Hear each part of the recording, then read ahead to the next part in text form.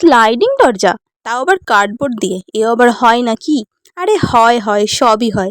High, আমি সুপ্রভা। আবারও নতুন একটা ভিডিওতে তোমাদের সবাইকে স্বাগত জানাই। তো ভিডিওর শুরুতেই তোমরা প্রথমেই দেখে নিয়েছো আজকে আমরা কি বানাতে যাচ্ছি। তো তার জন্য আমাদের কয়েকটা কার্ডবোর্ড লাগবে, আর সেই কার্ডবোর্ডগুলোর মাপ আমি প্রথমেই দিয়ে দিয়েছি। প্লিজ একটু পজ করে তোমরা মাপগুলো দেখে নিও। তো আমরা একই মাপের 3টে সেম কার্ডবোর্ড কেটেছিলাম। তো সেই কার্ডবোর্ডগুলোকে আমরা মাস্কিং টেপ আর আঠা দিয়ে জুড়ে নেব। তো এখানে মাস্কিং টেপের বদলে তোমরা যে কোনো স্যালো টেপও লাগাতে পারো। স্যালো টেপ, ব্ল্যাক টেপ, যেটা ইচ্ছা তোমাদের সেটা দিয়ে তোমরা এটাতে লাগাতে পারো। যদি আঠা দিয়ে জুড়তে পারো সেটাতেও করতে পারো, কোনো অসুবিধা নেই। তো আমি প্রথমে মাস্কিং টেপটা লাগিয়েছিলাম, তারপরে আঠা দিয়ে এটাকে জুড়ে দিয়েছিলাম। তো এইটা আমি কেন বানাচ্ছি, আমার কতগুলো রং ছিল না, মানে এখনও আছে।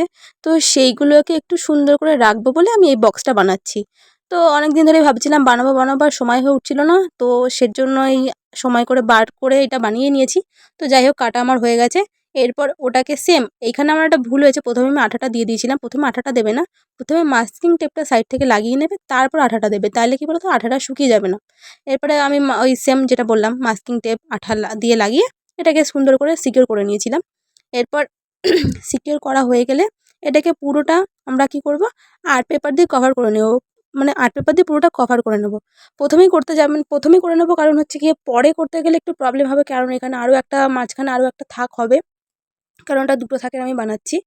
তো সের জন্য আমাদের ওই যে আরেকটা মাঝখানে যে থাকটা দেবো, সেটা যাতে মানে যে আর্ট পেপার বলছি কেন, যে কার্ডবোর্ডটা লাগাবো ওটা যাতে মানে নিচের দিকে না নেমে যায়, বা আঠা দিয়ে লাগানোর পরেও যাতে ওটা আমরা কিছু ভালো জিনিস রাখতে পারি, সেটার জন্য এই নিচে এই রোল করে যেভাবে দেখিয়েছি আমি, ওভাবে রোল করে পেপারগুলোকে এরকম পাইপের মতন করে নেবে। তারপরে তোমাদের যেই মাপটা হবে সেই মাপটা আন্দাজে ওটা করে নিও।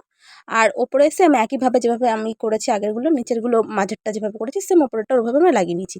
এরপর আমাদের এরকম 3টে 6টা লাগবে, নিচে 3টে ওপরে 3টে। এবার এই যে আমি এই যেখানে দেখছো যে মাপটা মানে যে ফাঁকটা দিয়েছি, এইটা না তোমরা যেই দরজাটা বানানোর জন্য যে কার্ডবোর্ডটা ইউজ করবে সেটা একটুখানি প্রথমে দেখে নেবে যে কতটা জায়গা লাগছে।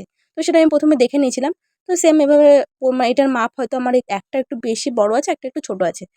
তো সেভাবে লাগিয়ে নিয়েছিলাম। আর এরপরে ওপরের কভারটা দিয়ে পুরোটা আমার আপাতত পুরোটা রেডি হয়ে গেছে। তাই ছবি-টবি এগুলো তোমাদের ইচ্ছা মতো যেভাবে খুশি তোমরা এটাকে ডেকোরেশন করতে পারো। তো কথা বলতে বলতে আমার ভিডিও শেষই হয়ে গেল। তো ভিডিওটা কেমন লাগলো আমাকে অবশ্যই কমেন্ট করে জানাবে। এই ভিডিওটা বানাতে গিয়ে আমার শরীরটা প্রচণ্ড খারাপ হয়ে গেছিলো। তাই প্লিজ একটু লাইক কমেন্ট করে দিও। আর আবার নতুন একটা ভিডিওতে দেখা হবে। টাটা।